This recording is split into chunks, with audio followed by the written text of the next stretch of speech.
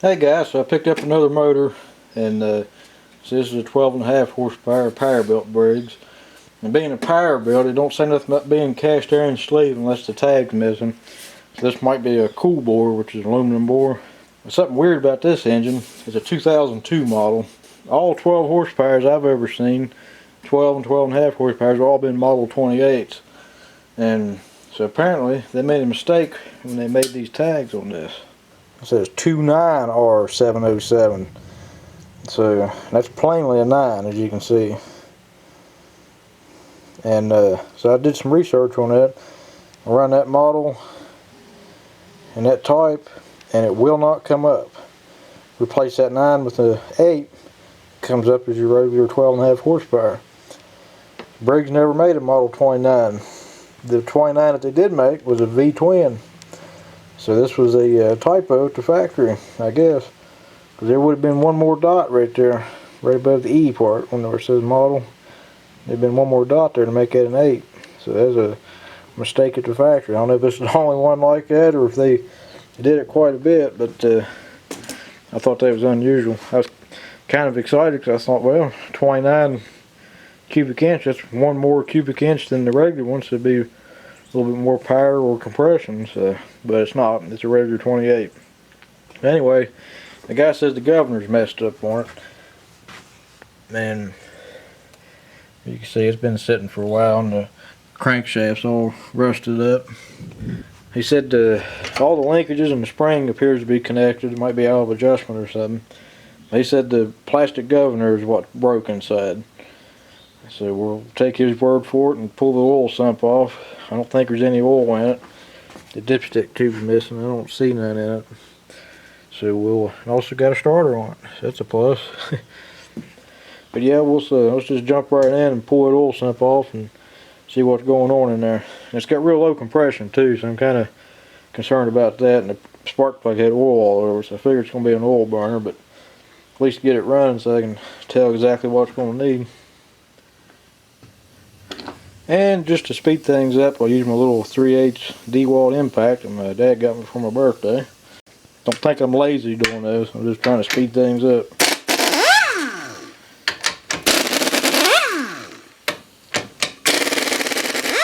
Alright, using rubber mallet. Alright, using my good old rubber mallet here. Kind of part easier than I thought it would.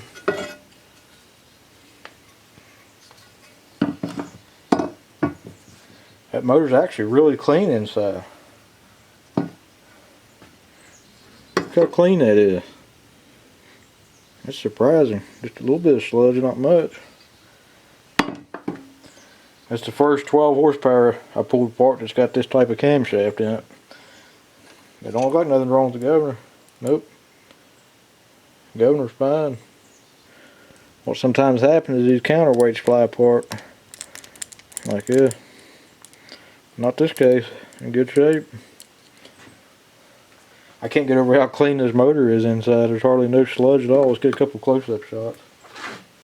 That camshaft makes it easier to inspect everything. Everything's spotless inside. Look at that. I ain't never tore a motor apart this clean before. There's always 1/8 inch of sludge built up in the bottom of these sumps. That's hard to believe. Still in time.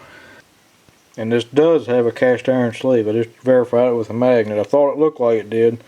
I just checked for sure. It does have a cast iron sleeve on it. Alright, new gasket. Just a light film of former gasket number 2 on there just to make sure it seals. Alright, so I just torqued them to 140 inch-pounds, what the spec sheet called for. And also the gasket sets the crankshaft in play. If you can do that, you're good. If it don't move at all, then you need to put a thicker gasket in there. If it moves a whole lot, then you need a thinner gasket. It's a very wide spec, but it is something to check. Alright, so I'm going to skip a few steps from the video here. This has the 2-piece flow jet carburetor with the Walbro LMT carburetor on here. So I got other videos on how to clean this type of carburetor. I'm going to find me a bolt for that, take this one out and see how long it is, and go from there. Okay, so I took the bowl off the carburetor, and you can see it's pretty well gummed up here, so I'm going to clean this real good and we'll get back to you. Alright, so I was taking the linkage loose here, and the throttle shaft started pulling out. I said, that ain't normal. So the throttle plate's stuck in here. It's stuck in the position right there. The guy said it would cut grass and everything, it just didn't have no power. That's why he thought the governor was stuck on it, but turns out this is what's wrong. So that means the two little screws got sucked into the engine, so we might have a scored cylinder or something. Okay, so I got back together, managed to find a few little screws. I'm not sure what the thread is on these, and they went tight, but they threaded themselves in. That shaft is apparently made out of brass, but it threaded right in. So got that, and it's opening free, so it should be good. And I put a little bit of Loctite on there. That's what that blue is. Help keep that from happening again. Now I'm going to continue on cleaning the rest of the carburetor. Alright, I got it mounted, and it's got a broken exhaust bolt. I just stuck my pipe type muffler in there for right now, just to get it going. I actually prefer these better anymore. Put a J19 plug in it. Got the gas coming in. Having starter issues.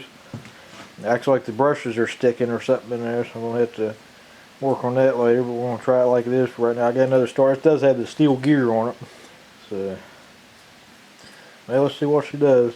You probably see some smoke from the muffler. There's oil all over it and inside it, so that's probably what the smoke is at first.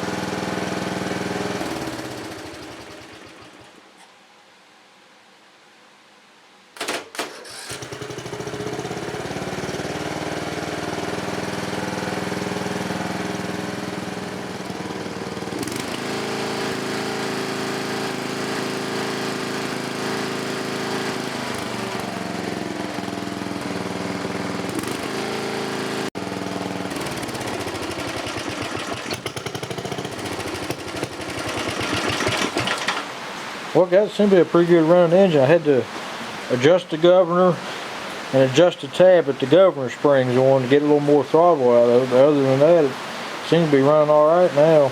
But all that smoke at first. Like I said, this muffler was soaked in oil. It must have fell in a pan of oil or something, and that's what all that smoke was. There's more in there than I thought it was. Then the smoke cleared up after it all burned out.